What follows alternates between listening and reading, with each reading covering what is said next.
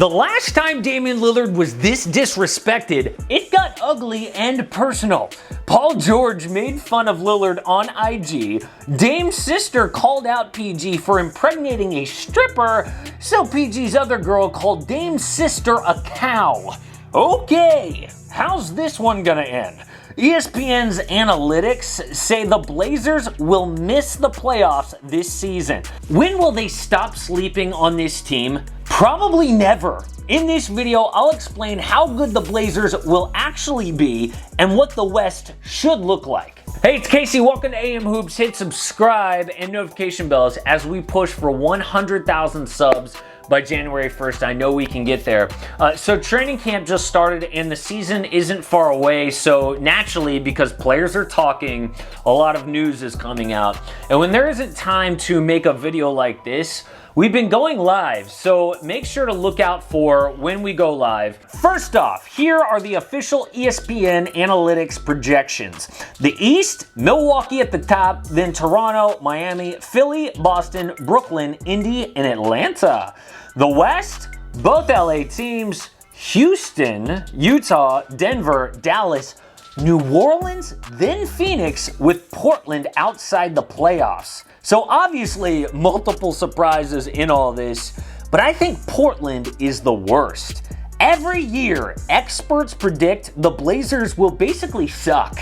Actually though, that's a good thing. Damian Lillard has used disrespect to motivate him forever. He wasn't highly recruited in high school, so he went to Weber State. He is still their only first-round draft pick. Even as one of the best guards in the league, there's disrespect. He was not an all-star in 2017, averaging 27 points and 6 assists. So yeah, the Clippers making fun of him after missing free throws in the bubble was not unusual, but his response was. Lillard dominated, winning MVP of the bubble, dragging the Blazers to the postseason.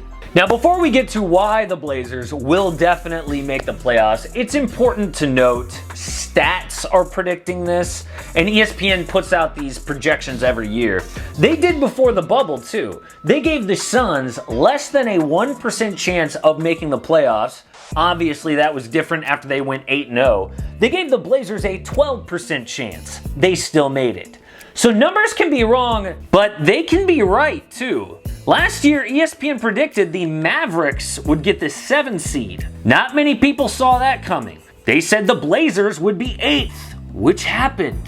But don't worry, Blazers fans, this is dead wrong. The reason Portland was so bad last year was injury. They had season-ending injuries for Rodney Hood and Zach Collins. Jusuf Nurkic missed the whole year. Dame and mccollum missed stretches too. They got healthy in the bubble though and dominated. What the injuries meant last year for Portland was they were horrible on defense and they had to lean on Carmelo Anthony, who was out of the league. Offensively, they were still elite. The third best offense with their starting 3, 4, and 5 missing a total of 182 games. Now going into this season, the Blazers are mostly healthy, but as deep as they've ever been in the Dame Lillard era. I don't know everything that goes into these ESPN projections, but I do know their numbers are off. The numbers I'm seeing are 30 points per game, 40% from downtown with 8 assists. Damian Lillard is in the prime of his prime and will play at an MVP level next season. In fact, my top 3 MVP candidates are Luka Doncic, Giannis Antetokounmpo, and Damian Lillard. I understand LeBron James and Anthony Davis are both beasts leading the best team in the West, but I think they'll take away from each other. Whenever MVP is discussed, generally, it's the best player on a team that plays well.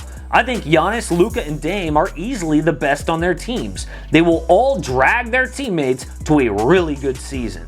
What helps Dame even more is being underrated. If ESPN's analytics predict they're not a playoff team, Dame will get so much credit if they're a top 4 seed. This is his best shot at winning the MVP. But just because I like the Blazers does not mean I really liked their offseason. I mean, the Robert Covington trade was really good, but overall I gave it about a B. Their free agent signings were just okay. I mean, who's really excited about Enes Kanter, Derrick Jones Jr., Rodney Hood, Carmelo Anthony, or Harry Giles? No one. In fact, my biggest concern for the Blazers is their depth chart. Hood is banged up to start the year. Collins will be out at first. That means Covington and Derrick Jones Jr. will start. Carmelo Anthony will come off the bench, which is fine at this point in his career, but remember his last bench experience? He crashed and burned in Houston and was out of the league for over a year. Melo was passing better than ever last season. Will he go back to Knicks Melo, jacking up selfish shots, now playing with a second unit? If so, that could really hurt the Blazers. Really though, I'm nitpicking at this point. Portland is almost fully healthy with a prime Dame and CJ, plus a full season of Gary Trent Jr. who busted out in the bubble. That is why I'm so high on this team. But how high? This is what I think the West standings will eventually look like now that the season is almost here. The 1 seed, the Lakers again. Then the Clippers again and the Nuggets. The 4 seed though, the Blazers. Then the Jazz, Mavericks, Warriors, and Suns. So that means the Thunder and Rockets will miss after making the playoffs last year. They're replaced by Phoenix and Golden State. CJ McCollum saw those projections and made sure Damian Lillard saw them too.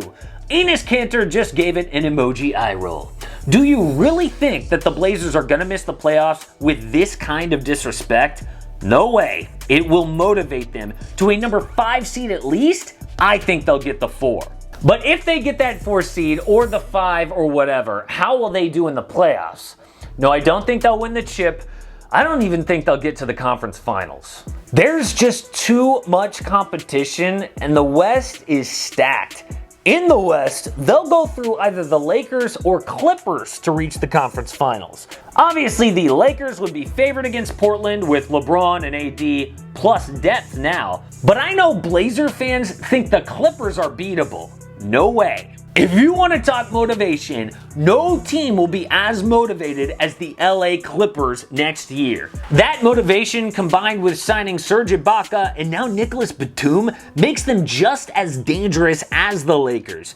If the Clippers can somehow trade Lou Williams for a legit playmaker, they will be my favorites to win the 2021 title.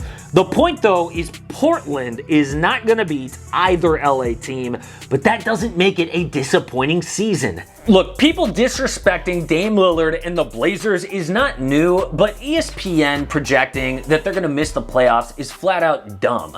I think, of course, they'll make the postseason, but also they will surprise the league with a top 4 seed. Support AM Hoops and click subscribe. Don't miss a daily NBA video.